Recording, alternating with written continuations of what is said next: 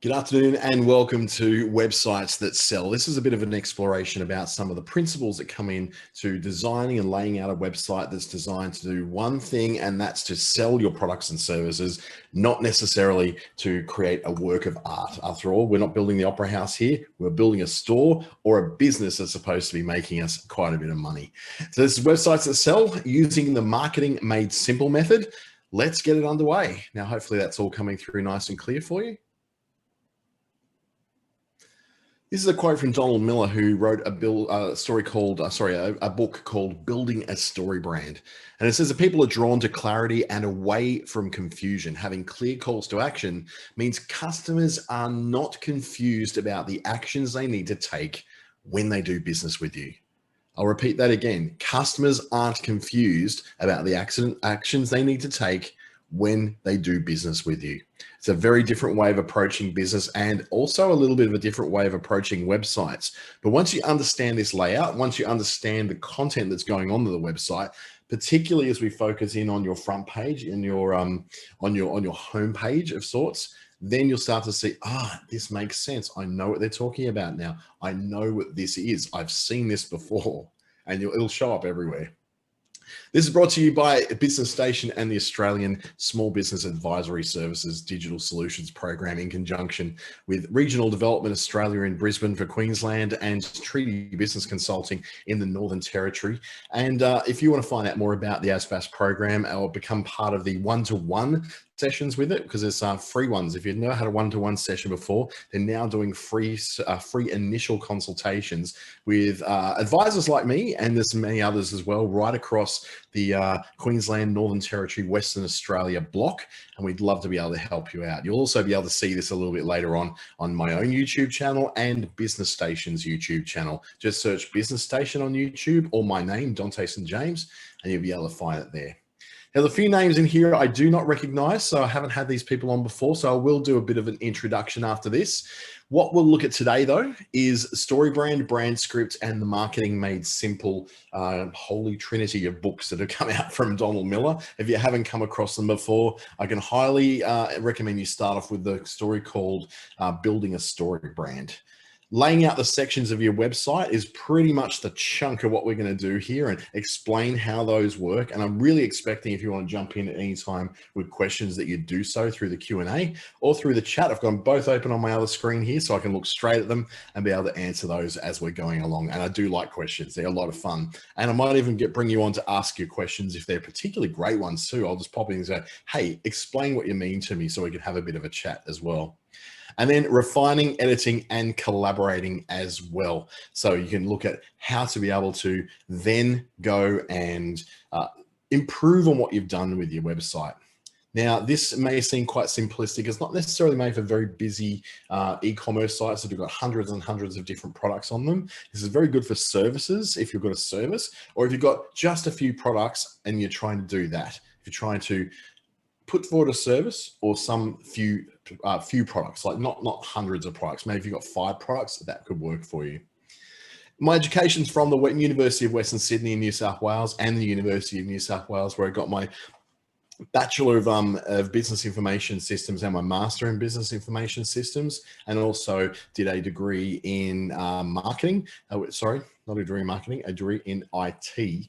But I've done my marketing work through the Chartered Institute of Marketing and TAFE New South Wales, where I continually do more and more courses, which has led me into the path of Facebook Australia, who get me to work with them as a media planning professional, digital marketing associate, and a lead trainer. And I do work with Google's and their digital springboard program. Of course, we bring some of those into where we're doing with into the stuff I do with ASBAS Digital Solutions, doing a bunch of workshops with them as well. And I'm working with the NEIS program, which is a New Enterprise Incentive Scheme in the Northern Territory, and the Be Connected network partnership I've got with the Australian government to bring digital skills to older Australians.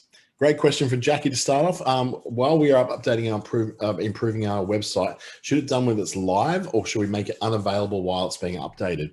Hey, that's a really good question. Probably, it depends on what you're using. If you're using something like Divi in WordPress or Elementor or Beaver Builder, you can do that very easy and don't have to make it unavailable. You can just make those changes very easily. Wix, Squarespace, any of those, it's very easy to make changes. But if the changes are quite involved and they have to go into a lot of things that could break, and you've got a live business already going, I tell you, that's probably not the finest way to go. Just sneak my little Coke no sugar in there. So I've got a bit of sore throat the last couple of days while I've been traveling in Nullarbor. I'm back at home base now, and it's been an adventure. I'll tell you what, flying into remote areas is a big adventure sometimes. I'd like to introduce you to Dante Miller. He's the author of these particular books and a couple more as well. The one that I would like you to look at first of all is probably building a story brand. That's where it really, really starts. It gets you an understanding of the elements of great storytelling as it goes to what your business is. And for me, that's the starting point. We do actually a webinar on this.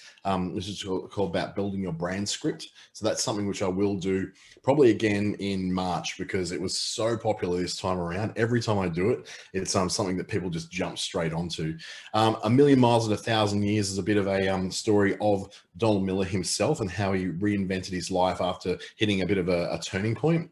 Business Made Simple and Marketing Made Simple. Well, Marketing Made Simple is what we're actually pulling today's material out of. So it's in his particular collaboration with Dr. J.J. Peterson that they came up with very simplified processes that come to be marketing, and you can get all that information through there. He's got an online course that covers all that as well. I haven't done the course yet, but I've done extensive study through his source materials and that, and I'm able to build up some sort of curriculum here for ASBAS Digital Solutions to sort of summarize some of those courses down and make it a little bit easier for you to approach, especially if you've got a very low tolerance for American accents, because audiobooks, that's all I do. I don't read real books at all. So before you call your web designer and say, let's get started, let's build my site and change it all, understand first that you are the web designer. Whether or not you've got control of the access of updating your site at all, ultimately you're the person who designs your website. The web designer really is doing what you ask them to. It's not their job to know how to sell on your website. It's not their job to know how to attract search engine results. And it's not their job to help you to clarify what your message is to your potential customers. Their job is simply putting all those pieces together and putting them on a website for you. And some of them are great at it. Some of them are, not so great. And you might be doing some of those things yourself. But whether you're building your site or not, we start off with what we call a wireframe. So whether you're just changing your existing site and you're going to have a bit of a go at that, or whether you're looking to rebuild something from scratch or for the first time even, you really are the web designer, and you're going to start off with what we call a wireframe. Now, a wireframe is drawing the layout of your website on paper first, right? So you just literally using paper, or you can draw it on a drawing piece of program or an iPad or something like that. Something that's going to allow you to just scrub things out. Pencil's probably best because you can rub bits of it out and start again and do different versions and look at all these different things that you may want to do. I'd recommend you probably try and do that, because look, it's going to be easier to do things on paper and rub them out than what it is for you to be doing it online and then changing it again. You're just going to waste a lot of time. Then when you've got your wireframe all drawn out, so you've got everything designed, you've got exactly where you want things to go, then review it with an expert or run it through an advisor or someone who works in this area, or even another business owner, to see if it actually makes sense. Not all these things are going to make sense. Some of them are actually going to be really bad. They're going to look terrible. They're going to be things that you thought were really good at the time, and then all of a sudden you went, that's not great. That doesn't really work. Having that second set of eyes means that someone else can really look at what you're doing from their own unique point of view, and they can pretend to be a customer and be a lot closer to what a customer would be, because you then are too close to your product. You're too close to your website. You're designing it, like I said. So that's where you get a little bit weird, and it gets a little bit, you get too attached to what you're doing and you can't see it objectively. Like Jackie just said, it's very Alfred Hitchcock, a storyboard for each camera angle. That's kind of it. You're doing a storyboard, but with your website. And then when you've finally got all that sorted out and you know what you're going to do, that's when you call in the web designer to build it out online for you, or you build it out online for yourself. I don't suggest doing your wireframe online at the time of building, because when you put it online, you're seeing almost like it'll be slow to start with, because you'll start putting pictures and colors and all that. And one of the things about a wireframe is that it doesn't have the pictures, it doesn't have the colors, it doesn't have the design elements. All it's got is the flow through the website for your customer. And that's really what takes up probably the majority of the time of what we're going to talk about this evening. It's all about making sure that you're able to, or this afternoon, getting ahead of myself, Friday, can you tell? It'll look a little bit like this. So the mobile version is what I always try to do first. I'll always try to do the mobile version, because to me, the mobile version is where most people are going to encounter my product and my website and me online. They're not necessarily always going to get it from a desktop where they get the best possible view of everything or the best possible layout. What they'll get is a mobile view, and it needs to work. It needs to actually make sense. So as an idea, this is kind of what it would look like. So you put things where you want them to go. Now, these are not a wireframe that I would recommend. They're just an example of a wireframe of a website. Your website wireframe is going to be even more simple than that, and it's going to probably contain a lot less elements than that. Because the ultimate purpose of your website isn't for it to be a geniusly designed work of art. It's to, well, do one of three things, really. It's going to be describing who you are, describing what you do, and providing a place for people to book you, buy from you, or contact you. That's ultimately where you want to go, is to get people through to the call to action as quickly and as efficiently as you can, without it feeling like a bargain basement website, but giving the idea of what you do in the most simple way possible. I'm probably the worst person to build my own websites, and I always build my own because I'm too critical and I think there's too much information. There's too many things that I want to explain, when the truth is that some of the things I do in my businesses are remarkably simple, and I just go and over explain them. And I usually have to go, okay, here's what I would do in my wireframe, hand that over to one of my web developer friends who will pull that apart and say, dude, you don't need this, you don't need this, you don't need this. What in the hell is this over here? And we've got that relationship with working with each other, that we can critique each other and not take it as a personal insult. So he can just say, mate, this is disgusting, this is awful. And I'll go, thank you, I need to know this because I'm too close to my own product to understand what works and what doesn't. But the minute I sit in front of someone else's, I can be very objective and go through it very, very much step by step, making sure that they've got the best possible thing for their customer, because I'm not as married to their website as I am to my website. Makes sense, huh? So let's break it down into the sections of what you would do in your particular case on a website. Now, this doesn't necessarily have to be in the same order as what we're doing here. In fact, it's quite modular. It can move around. But one section that definitely has to be in the top is the header. It's always the first thing that's visible. It's where the eye immediately goes to. You've got 2 seconds to get clear on what it is you do, who you are, and what you're about and what you offer. And this is why you're going to spell out what you offer in this particular session. So this is the website actually for Marketing Made Simple, Marketing Made Simple from Donald Miller. So he's obviously put his principles of design straight in here, and the site works really well. Straight off, I know that's an online course to help you create a sales funnel for your business. Bang. That's exactly what it is. There's no beating around. It's not vague. It's clear as crystal that I can just know where I'm going to go in there. In the first 2 seconds, I can immediately see what the point is. And even if I missed that and I end up down here, immediately in that 2 seconds, I'm going to pick that up. Are you wasting a ton of money on marketing? Makes sense. So simple. It's brilliant. So some ideas might be, an example from the StoryBrand book is a particular hotel that was discussed, there's having just a lot of trouble with people getting to their website and converting into clients. Now, this isn't the hotel they're talking about, but this hotel has obviously read the book and applied exactly the slogan or the brand message that they were talking about in the book. And that is in the hotel, just stating straight off, find the luxury and rest you've been looking for. Boom, done, gone. Nothing more to it. It's just clear and easy. And even on a phone where you can't really see the whole house, you can at least then scroll down through it and you can see a lot more stuff. But as long as that message is right there and it's abundantly clear what it is, what the offer is, what is the point of it, that's what it does. So examples of those might be an art gallery. And this is art gallery that I made up that goes in the back of a van, and it goes around to your house to help you buy art from home without having to go online because you feel safer actually being in front of person. So great. It's the art gallery that comes to you 7 days a week. Simple, easy. We know exactly what that is. There's no vagary about that. It's an art gallery that literally comes to wherever you are 7 days a week, obviously within the city that that particular art gallery in a van goes to. Or we can look at a bathroom renovating company. A new bathroom on time and on budget every time.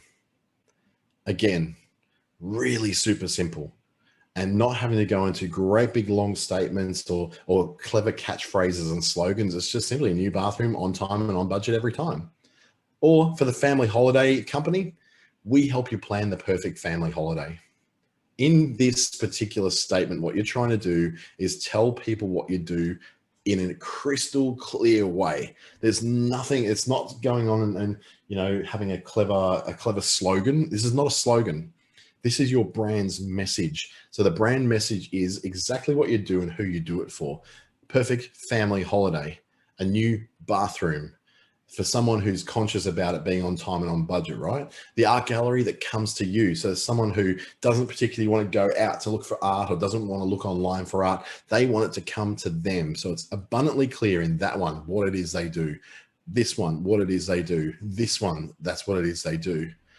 What is an example of a very bad set of these would be something like open 7 days a week with great customer service. That says nothing about the client. They should have great customer service. They're a bloody business. All businesses should have great customer service. I know not all of them do, and that's another problem for another time, but you expect that that's going to be the case.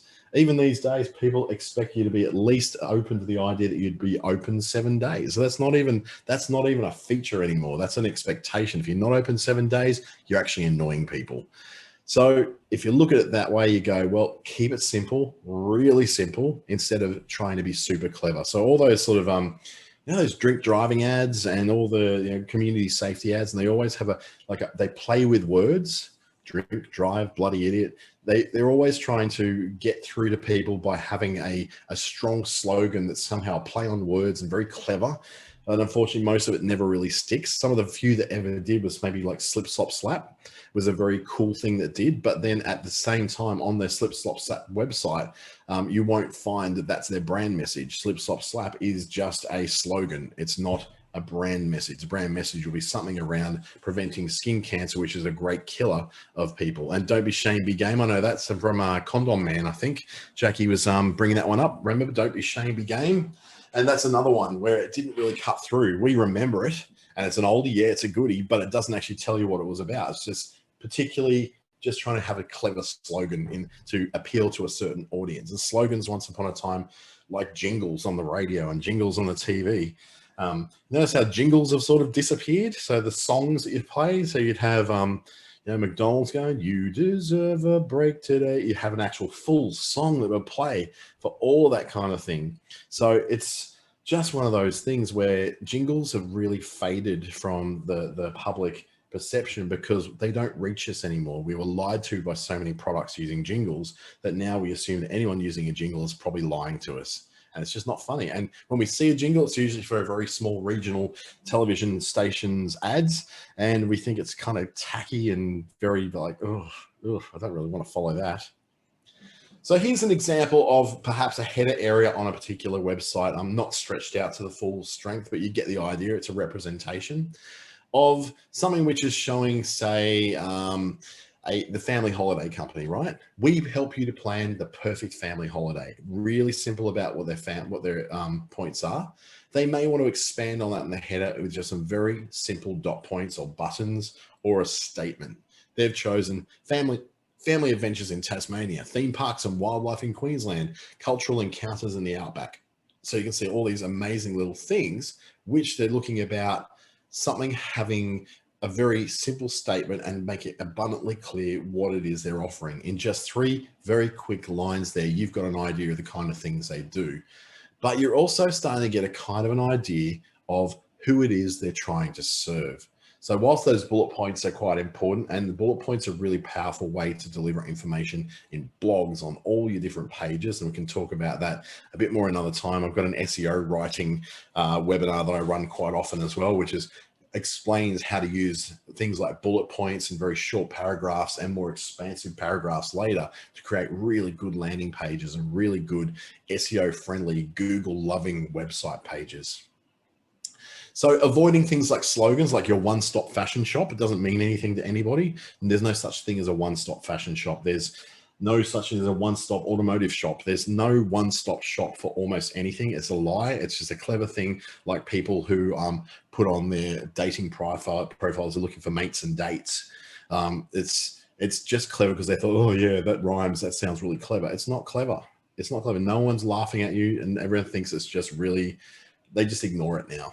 Clever word games like it's our birthday, but you get the presents, or clever word games can be a lot of those slogans that you see in a lot of community health kind of ads.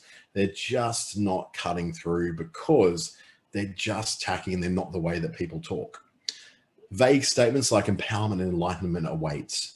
You know, get specific on what someone can expect. If that was for a yoga retreat, talk about the yoga retreat, not talking about vague words that the average person really doesn't know what it is. If there's someone who's very advanced in the world of yoga and they know all the jargon, they look at that and go, oh, that's what I want. But they're not, and they're just a beginner, and they're just getting used to this whole world of yoga and meditation and transcendentalism and all the things that sort of get attached to yoga and that lifestyle. Then words like empowerment and enlightenment just sound so woo, so out there in the clouds that it can scare them off. So don't be vague. Keep away from the clever word games. And try and avoid the slogans where you can. You can have a slogan, you can have one, but on the front page of your website, it's probably actually not the best place to use it because it's like filler words. They're just there and they're actually giving no real, they're not pushing your message forward. They're just giving someone hope that they'll remember what that particular slogan is. So let's look at an example of a layout of a header. So you've got the menu up the top. I've sort of grayed out some of that bit so you don't look at those too much. The big features I want you to see on there is, first of all, that we're looking at a logo in the top left corner, very few links in the menu. In this one, I've only got 3 menu links, and then very importantly, a big, bold call to action in the top right corner. Now, most of your website platforms will give you that kind of menu because a very, very powerful kind of menu for getting online sales, bookings, coaching sessions, booking discovery calls, that kind of thing. It gives you the chance to be putting forward very, very, very specifically the kind of message you ultimately want someone to, that kind of action that you ultimately want someone to take. So if your case is you're this family holiday company, the best way that someone's going to deal with you is to call you so you can talk through your ideas and then make an appointment to book that appointment, to book that holiday and all the features with it. It's not going to be helpful for you to hide away your phone number so no one can call it, or hide away your email address, or to force people to go through a form that's hidden away somewhere. Make it abundantly easy for someone to actually contact you. It makes it so much easier for them. Ultimately, it's what they're looking to do. And making it really obvious and bright and very, very clear that that's where it is will make it so much easier for them to not be scrolling all around your site looking for where to find you, but they can go straight to it, bang, straight onto it. An example would be Telstra. Oh my goodness, Telstra. I've had other, my bank is another one. They like to hide all their contacts away. They don't want you because they don't actually want you contacting them. They want to force you through online channels. And even sometimes they make those hard for you to do. But you're not Telstra and you're not the size of the Commonwealth Bank. So you need to be a little bit more clever and make it really, really super simple for people to come into your sales funnel or to come into your presence where you can help them to solve the problem of what they have, no matter what that happens to be. So the other thing that's in here is I've chosen the imaging very, very specifically because I want the imaging to show something of a transformation. Because ultimately, when a customer comes to you, they're going to undergo some kind of transformation. They're either going to go through the transformation of confused and nervous about marketing, and they come out the other side as a confident and competent marketer. They'll either come to you and be, I'm confused and uneducated when it comes to art. Now I'll come to you as an art consultant or a gallery owner, and they'll come out of that going, I now know a lot more about Indigenous art than I ever did before. Or they'll come to you as someone who's a bit lost and a bit aimless in life, and as their empowerment and wealth coach, you might be the person that transforms them into something who is confident and ready to take on the world. So that kind of transformation is where your energy is going to come from, especially if you're not selling a physical product. If you're selling a physical product like this Antipodes bottle of water, it's a beautiful bottle, it's lovely done, and it's absolutely gorgeous, and people like to keep them like I do. When I come across a place that sells it, I always buy a bottle because I like having it in my fridge. But if I'm not selling something physical like that, it's got a beautiful photo that I can have with it, then you're going to end up with having something that's super, super vague. And that's what usually happens, is that someone goes, oh, I'm a counselor, but I don't want my face all over things. That'd be weird because it's not about me. Well, true, it's not. But what your photo needs to do is show something which represents the transformation that people go from. So you're not necessarily putting the photo of the person who's in the middle of the crisis they're going through, or in the middle of the frustration they're going through. Then they're being able to do that transformation of showing what they're going to be like at the end of the process. Oh, good question from Diane. Don't we hide our contact email to stop computers from finding our email to send junk mail? They already have your email, Diane, so it doesn't matter. They can read the hidden bits as well. So that whole thing was like I reckon we were teaching them in about 2008, 2009. It's like, oh, make sure you hide away your email because you don't want the people to send you junk mail. They're going to send you junk mail anyway. They're going to find your email address out anyway. The minute you sign up to any kind of website, you know, there's an expectation that, well, somehow, somewhere that email is going to get out there. So I wouldn't be too concerned about that. You're going to get junk mail. If junk mail is a problem for you, use an email that actually deals with it, like Gmail, like Google's Workspace or Office 365, which actually does a much better job of handling junk. So rather than us trying to avoid getting junk, you're better off just to go get something that actually deals with the junk, because ultimately you're never going to avoid it forever.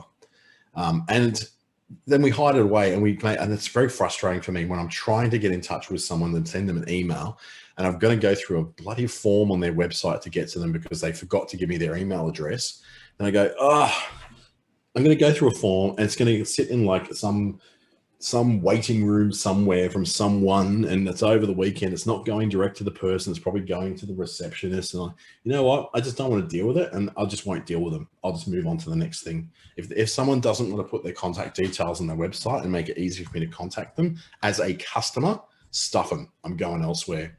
And that's what 87% of your customers are going to do. If you make it hard for them to contact you, they'll say stuff you, and they'll move on to the next one. So yeah, make it really, really, really easy for people to contact you. I've got a question for Therese saying, what about a short video in the header, as in a coach talking about transformation that will happen? That can be a really powerful thing to do. The only thing I have with video that can be a little bit scary is that video can be something which is going to take a long time for your website to load. So just as frustrating as the email address and the phone number that doesn't exist on a website is the website that takes about 80 seconds to load. We have a very short attention span these days, and websites that don't load fast are going to really mess with us. So just making sure if you've got a video, what you do is maybe have as a link to your video, not having the video in the header, but have maybe a scene from the video that links out to where the video is, so that it's not trying to load the video at the same time. There's lots and lots of different tools that will help speed up your website. Cloudflare is an example. Installing Jetpack on your WordPress site can help as well. And some of the compression algorithms that Wix and Squarespace use are really helping that out. But the reality is, if your website takes even 8 seconds to load and your competitors takes 3, you're flagging behind them, and it will actually affect your SEO as well. It'll affect how you appear on Google's rankings. So you want to try and avoid anything that's sort of like a speed hump to people getting through. So the image is showing a transformation is something. So it's showing that transformation. Here's an example of a family holiday that transformed from a stressed family in their suburban lifestyle with busyness and all sorts of stuff going down to a happy, connected families of memories that will last a lifetime. These are great words to go and take away, but it's really just using the image to tell that story. I saw that image come up in Canva and I went, you know what? That's a happy, connected family, that memories of being up in the, I know it looks like it might be the Swiss Alps or the Austrian Alps or somewhere like that. I don't know where they are, but wherever they are, they look like they're having a great time and they're going to remember this for the rest of their lives. And that's what this ultimately, this particular travel company is looking like they want to be able to achieve. So having that photo, an example might be if you are a jeweler, you're selling, well, not even a jeweler, you're just making earrings, right? So ultimately, your journey for a customer is to transform them from being someone who's got boring earrings to having earrings that are awesome, or just to go, they want to feel better and earrings make them feel better. If that's part of their getting dressed, as part of their grooming, or they go from someone who's not complete in their outfit that they're going out to this special occasion. What they're doing is doing something that completes them, completing their look. And that's what they're using earrings for. So the transformation is someone who feels not complete with their look, they get the earrings and now the look is complete.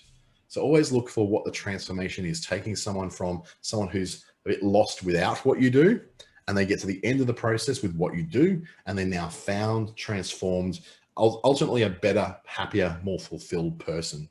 And that's all something that's covered very in depth in the StoryBrand brand script exercise I do on a webinar as well. So if you have missed this, it is actually available on the Business Station and my YouTube channel. So if you go to those channels and look for brand script as one word, brand script, you'll be able to find it in there. Or your brand message, just take a look. It's in the I think the digital marketing section of my particular YouTube channel. You can look at it there. What you don't want to add to a header is something like a product description, describing the details of what your product does.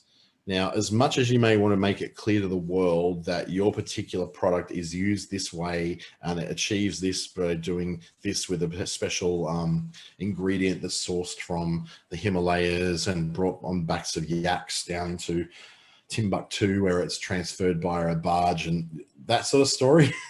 It's like a great story, but that goes on another page. That's not going in the header on your homepage. That can go off into our story page where you can explain all those details. And I brought up the other day about a story that actually is really well covered. It's the Fresh Chai Company. They're a Queensland company that I did a little bit of consultation to.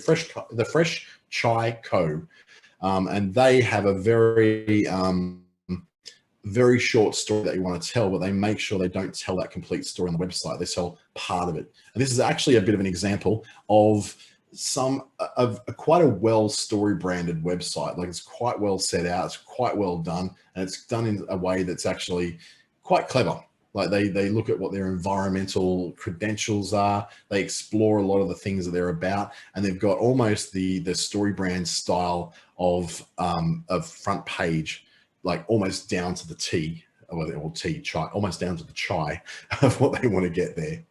Having your staff introductions is not a thing for your front page. That's another page as well. That can be about us. So you can introduce your staff in there. Introducing your staff in here may create a bit of a behind the scenes story, but that's also not what's something that's going to help the customer. Everything on your front page and everything on just about every page really needs to be geared towards who the audience is, not you trying to show off who you are. When we're doing that, it's very tempting. We're very close to our businesses. We're very proud of our businesses. We work bloody hard on our businesses. We should be able to show off a little bit, hey? But not on your website. Show off somewhere else. Show off on your Instagram account. Show off on Pinterest or something like that. But your website needs to be the place where people get to, and it's all about them, getting them from the first point of contact through to the last point of contact where they actually buy, book, or do some kind of call to action with you. And complex terminology and technical descriptions don't belong on your front page either, unless you are selling technical products. So I'd say technical products, I mean lab equipment and, high tensile strength testing, devices for testing concrete viscosity. And yeah, I'm just making up words now, that kind of stuff. That's the only place you're going to have complex technical terminology. All your complex technical terminology, put it off to the product page where the actual product is described in greater, more lengthy terms. Keep it away from your front page because really no one actually cares about it. What they do care about, though, is what we call the value proposition. And the value proposition is all about essentially what's in it for me. So when we say what's in it for me, we're talking about things like, is this going to save me money? Is it going to save me time? Is it going to make me feel safe? Is it going to make me feel better than I feel now? Will I reduce the risk of being frustrated? Will I feel better? Will I look better? All about me, me, me, me, me. And to get these kind of answers from a website, we tend to scan over a website. So if I go to a website now that I'm looking at, and I'll just scan over it, and I'll give you an example. I'll actually show you what this Fresh Chai company website looks like. It's a beautiful website. I didn't build it, by the way. I did consult on it though. So I look at this and I go, well, there's a whole lot of stuff there, but no branding message. And get here, the best chai on the planet. That sounds good. I could go with that. Here's a bit of like what it's about, the little dot points we were talking about before. So that's the equivalent of the family travel statement we were talking about. So the best chai on the planet. Then we move on down through the dot points of what the basics are about that product. Then we go into the product so I can explore it. Now notice that the descriptions for each one of these kinds of chai are all really short. Bang, really short until I go into the product page, and then I can expand a bit about it where they tell a little bit of a story and what the ingredients are and what they are about, including what else is on that site. If I go back to that front page though, and I bring up, here's a bit of a story. I'm going to talk about this a bit later on. And this is what we call the junk drawer. So it's where all the links to all the bits and pieces are that you have to have, that someone every so often is going to want to go looking for, but they're not 80% of your visitors. They're more like about 2% of your visitors will ever need to find all these amazing deep links. And then there's what we call the authority section. So I'll show you that in a second as well as I flip back to the other screen. So you get the idea of how this kind of website flows. Very, very simple. This is a company that sells probably about 20 different products, and they sell quite a large volume of them, but they don't get too caught up in the details. They make it really simple to find the thing that you're after, and they move on. They move you through as quick as they can to the point that they actually want to get you to, which is the point where you are buying their product. So let's pop back into the other desktop. What is the plan, Stan? This is where you lay out the plan of what they get and how to get it. Now, in the Fresh Chai Company, we saw that it was all about going directly into where the products are. Because it's an e-commerce website, going directly into the products is the best place to draw people along to that. But let's just say you are a, oops, just knocked my microphone. You're someone who's selling a service. So for instance, like the guys from StoryBrand, who are basing this whole thing off. StoryBrand will have a very, very simple sort of layout for this and giving you a plan of what you need to do. Now, what I'll lay in here is that they get to this very, very, very quickly in their particular part of this series. So I'm going to go back to the other site and share my other screen. You can tell I'm at home now. I'm jumping around screens like I'm a professional here, running a TV station next, hey? So over in this one, we're looking at, if I got the right one, making sure I did. I don't think I did. Let's try that again. Here it goes. I was skiting out about being a professional. I didn't even get it right. There we go.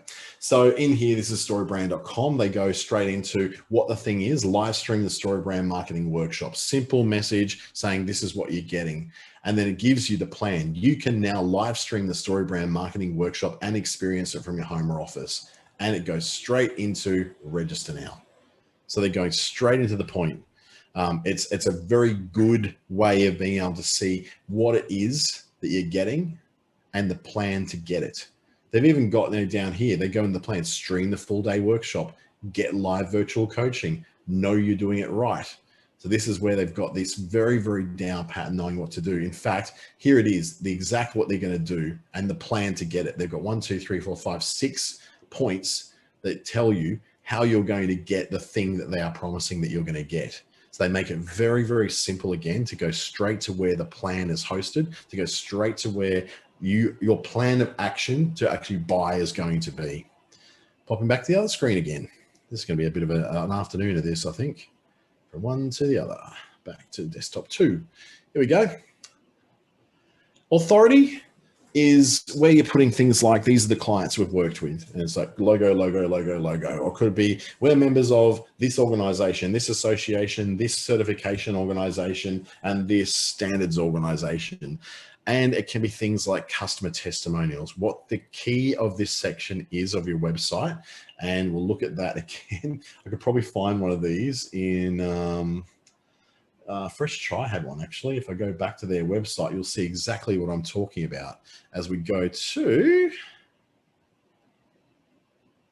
back on this one. If I go down the bottom, see they've got the Fair Trade logo, proud member of the Food and Agribusiness Network of the Greater Sunshine Coast and the Assam Alliance. So that is all about them putting forward what their credentials are. It's telling you what they have as their as what makes you able to trust them, their authority, their credibility, that kind of stuff. And this is another story too. They don't make you scroll very far to get to the bottom. Everything you get to is very easy to find. I can go in their shop and see their complete shop of all their products. Thankfully, they don't have a huge amount, but you can buy quite a few things from them. But starting out really right here, you've already got a setup that doesn't make you go too far to get it. If I look at this, and you can look at any, and this is a little trick if you use Chrome, you ever want to see what a website looks like on particular devices, right click on the page, inspect, and it gives you this interface here, where up in this top little corner, you can toggle whether it's the full width site or click on that, and it'll show you, in this case, what it looks like on an iPhone 10. Or if I can pull it down, there's several devices, maybe the iPad. It tells you what it looks like on an iPad. So you can then see what your website layout or anyone's website looks like on different kind of devices. I go back to a Pixel 2 XL, which is one of the phones I've got. And then I can see that it looks good. It's not too bad for, they've got a very long junk drawer, and a lot of this junk drawer can probably be hidden away because they're all accessible through these links here as well. So this junk drawer down here is like ridiculously long. But they've stuck with all the same things they've got in there. They designed this website on Shopify, by the way, if you want to know how they got for it. But that's a really good way for you to be able to tell if they've got a good flow through their website and a good flow for your website too, going on both mobiles and those. Some web builders will give you that sort of view to let you see what it looks like. This will actually tell you exactly through an emulator what it looks like on these particular devices. I can add a few more devices in there if I want. I want to go some older stuff or some newer phones, but it generally adds all the newer phones on there anyway.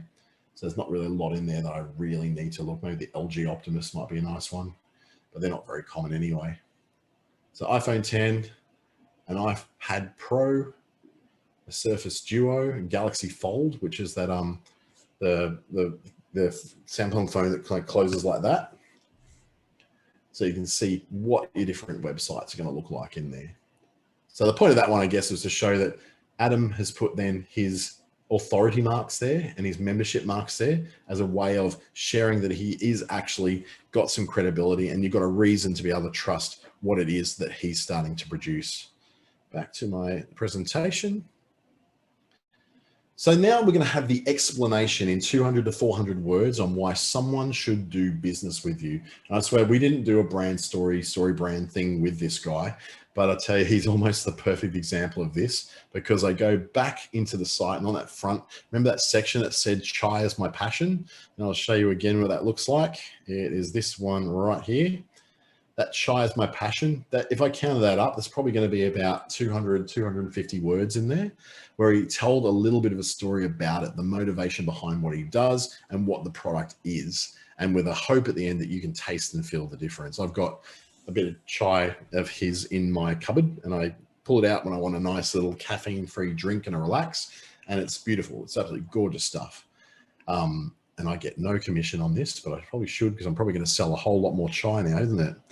So Jackie's mentioning, I don't like the website selling services usually make you scroll through a whole lot of stuff. Let me just get back out of that. Don't like you to scroll through a whole lot of stuff and don't tell you the price, and then you have to click on something only to find out what it costs. What do you think about that? Is it a good strategy or not? Well, I'll tell you what, Jackie, I have got the slide for you just about to come up. You are thinking ahead of me. There we go. The very next slide. It's all about pricing. You want to lay out your pricing nice and clearly. But if your pricing is complex and has layers and levels and all that sort of thing, you can at least start with a from price. But making it really annoying for people to get to your price is just doing exactly that thing. It's just annoying people. I hate it when products do it. I hate it when I go to pieces of software that don't just state up front what the pricing is. I am a price sensitive shopper in certain things, and in some things I'm not. It might be underwear, for instance. I'm not particularly price sensitive because I've got a particular kind of underwear I like. Or it could be cheese. There's a particular cheese I like and I'm not price sensitive about it. But when it comes to things like software, when it comes to things like buying a printer for my office or buying monitors for my office, I'm a little bit more price sensitive, and I want to know what the price is so I can make an allowance for that. And it also is valuable for you, particularly if you're selling services, not so much products.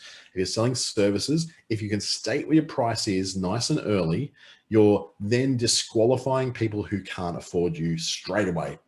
And for a lot of us who are selling to what is probably the 22% of consumers who are not price sensitive on their particular product, then you're going to be in a position where you either just turn people off straight away, or you have people who are just not bothered by it. They go, well, that's the price. That's the price. You know, I need the thing. I want the thing. That's the price. Doesn't mean that we all have to price ourselves into the stratosphere with ridiculous pricing that is not reflective of the market or of our competition. But at the same time, if people are going to badger you about being $1.50 too much for your service, or you're $20 more than the other person, is that really the customer you want?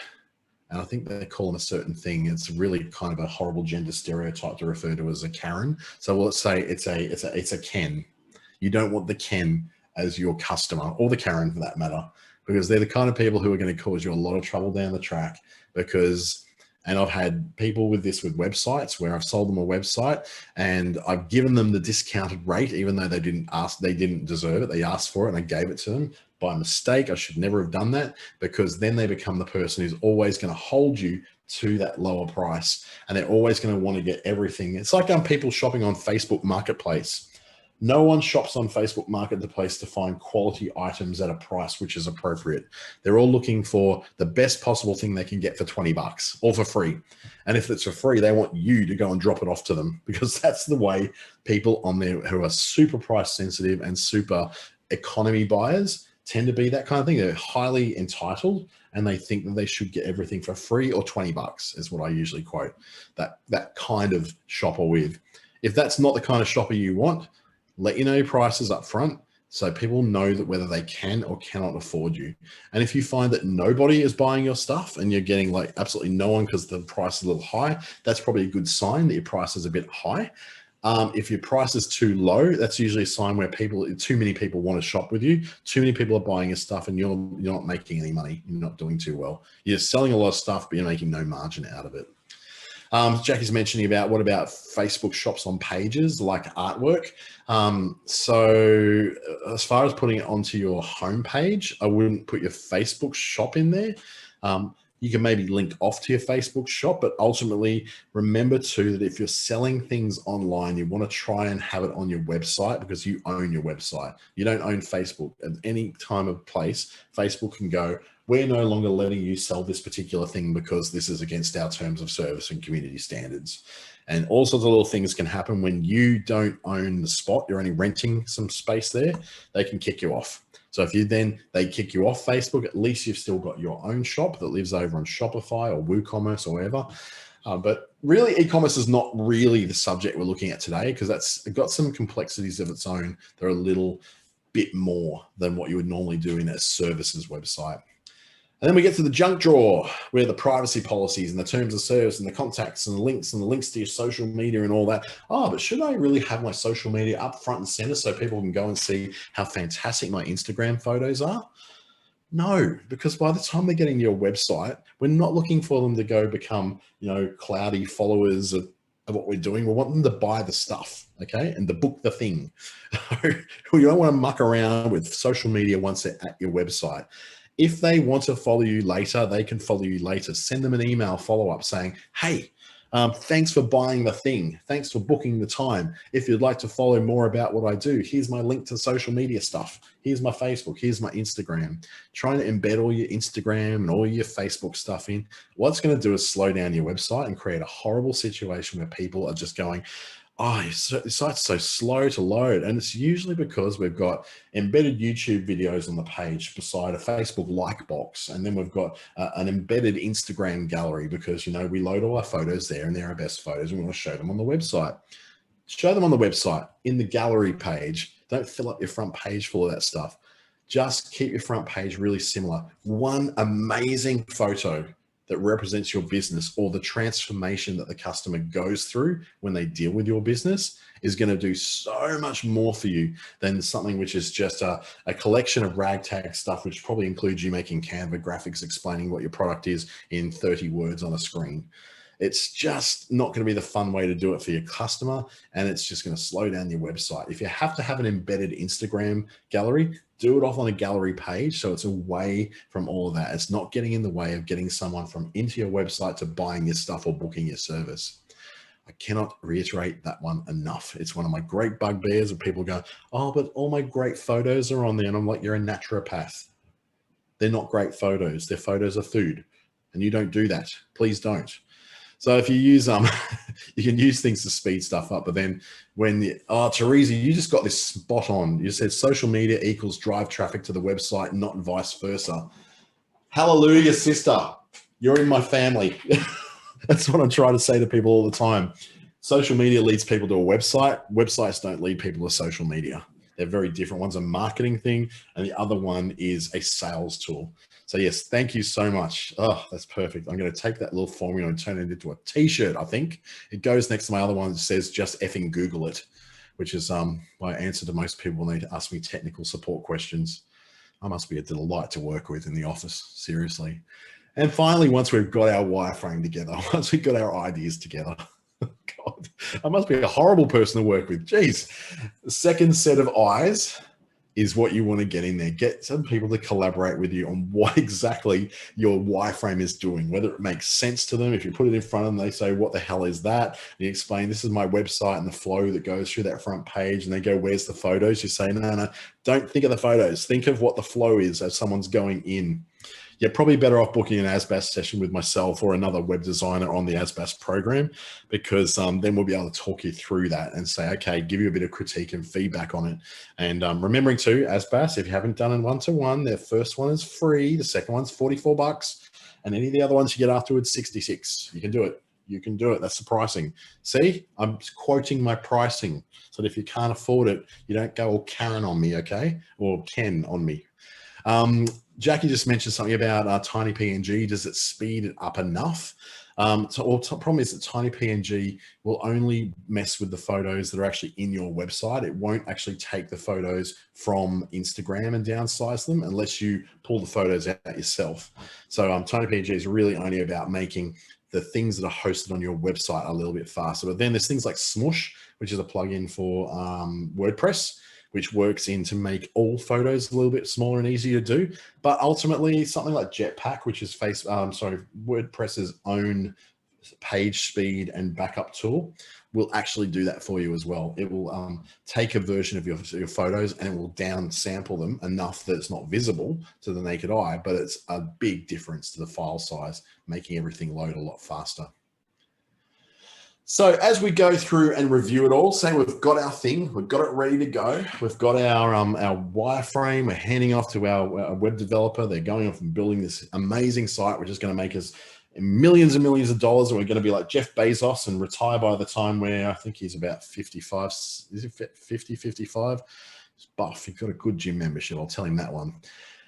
What you want to do is make sure it works without things like the images and the colors and all that first. Now, you can either ask your web developer to send you a version of the site as they're building it without all the pictures. Just send me the thing so I know that when I click the buttons, it goes to the right places, that the messages sit in the right places.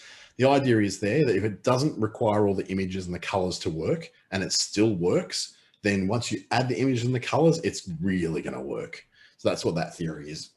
And I'd say don't be afraid to change things up every now and then. Just because it's perfect for now Doesn't mean it's perfect once you've had it running for a couple of weeks or months or years.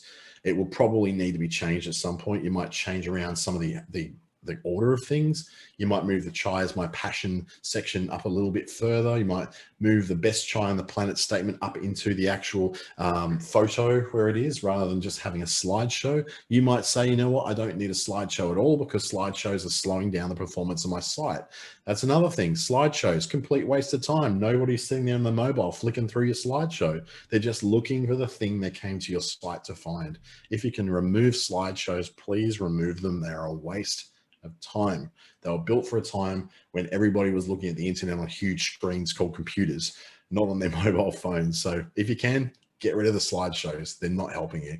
And justify every single thing you put on every single page. If you go, oh, I'll put on this Facebook like box. Oh, that'd be really, really good. That'd be awesome. Let's put in a like box, but then ask yourself, do I need it? What purpose is it serving? Is it actually going to achieve anything? Great question, Diane. Do we lose Google rankings when we pull down a page and update it? Well, you're not necessarily going to pull down a page. You're just maybe sort of going to tweak the one you've got. So you're not pulling down the page. What it's doing is Google has a few things it'll do. So for instance, if you have a page called mywebsite.com/about us, and then you rename that page to /about, it's still looking for about us for quite a while before it finally finds that about us is actually called about now. So what you do is have a thing called redirects that are in the website, and those redirects will take care of that. So it immediately tells Google that, oh, this is going to a new location now, quickly send the traffic over to that new location, and it will then re-rank you then. You may actually find a situation where if you do redo your website and do some pages on your website to make them more effective and more sales oriented, that you actually might rank better, especially if you're really, really careful with the keywords. This particular routine that we're going through here is for sales websites, not for websites that are be found. So this will be, say, for instance, a landing page, a secondary website, a website that's made to be accessed via Facebook ads and Google ads and TV ads that point directly to it. It's not relying upon being found in Google. Google SEO, you can take SEO principles and add them to this, but it does go a little bit deeper. And it just means we have to look at not just branding statements, but branding statements that incorporate great SEO use of keywords as well. Or we look at it and go, okay, we're going to make sure that if we've got photos, we're going to have photos that are properly indexed and properly alt texted. If that's a word. They've got the alt text and all the things you need in there to make it rank as good as it possibly can. And then, of course, you never ever go about replacing your current website that is ranking well without a very solid reason for doing so, and making sure you're sitting with someone who's going through every single scenario with you to ensure that you absolutely are doing the right thing for the right reasons, and you're not just doing it because you want a prettier website. Unfortunately, that's what we do when we want to do our websites. We usually do it because we want a prettier website. We want a website that looks nicer and it's like got prettier colors and got new photos for my photo shoot and all that. But that's not necessarily the correct reason to go about changing your website.